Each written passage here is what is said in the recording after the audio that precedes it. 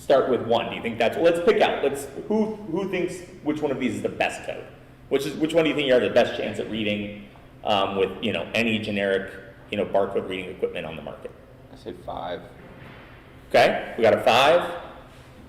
Let's get some more from the rest of the room. That's a 5. Going 5? I was thinking the bottom of 2, because I don't like the quiet zone around number 5.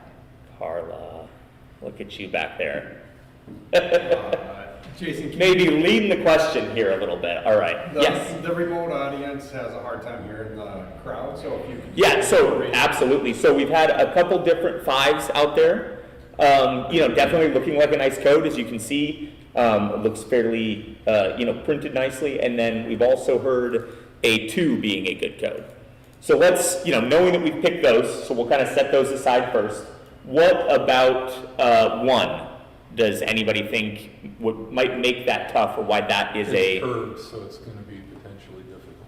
Yep, absolutely. So you can see that's some kind of tubing from Home Depot. I've seen this same kind of thing on makeup a lot. Anytime where you have a bottle, you can notice that these labels are placed perpendicular to the curvature, or parallel to the curvature of the item, and you can even see on this part right here where that barcode's starting to fall off the edge. So absolutely. Looks like a great code. When it was printed, it might have been the perfect code ever. The second you put it on that product, now that code itself is tough to manage. We'll come back to 2. Obviously, you see the big damage up there at the top. 3. Let's pick someone else that hasn't done it. What do you think might be tough about 3? I'm going to say because it's red, that Okay. it would be bad for a barcode reader. And do we know why red might be bad? Because it shows up as invisible on infrared.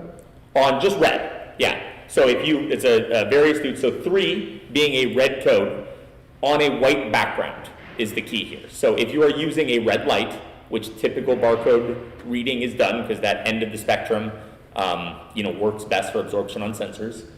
So the red will reflect red light at 100%. And the white background reflects all light at 100%. So if we are only showing red, then we are going to see 100% reflection of all red light across that code, making it basically invisible. And, depending on, ages of anybody watching this would be the same kind of effect of, 3D from, comics in the 80s, where there's a blue line and a red line, and you put on glasses so your eyes see the 2 different lines. Same concept here, that we're, basically making that invisible. We'll go down to 4. We can obviously see some damage there, direct part mark. We can go over kind of what that damage is actually, meaning in real life here, what's actually causing that damage. We'll come back to 5 again at the end of the class, because those are our 2 competitors right now, and then 6. So there are, to preface this before we look at this, there's absolutely allowable to have rectangular codes. It is part of the standard for data matrix codes. Is there anything about this code that someone might think goes against the standard for rectangular codes? And we can come back to it again later, but just when anyone wants to shoot something out. Cells aren't square. That's exactly right. So with this, Can you reiterate that? What's that? Can you read Yeah, it? absolutely, yes, yeah. So we heard that data cells aren't square. So when we look at this code on number 6, yes, it's rectangular. But the way it was made rectangular was, in this case, I know, is the user just stretched it.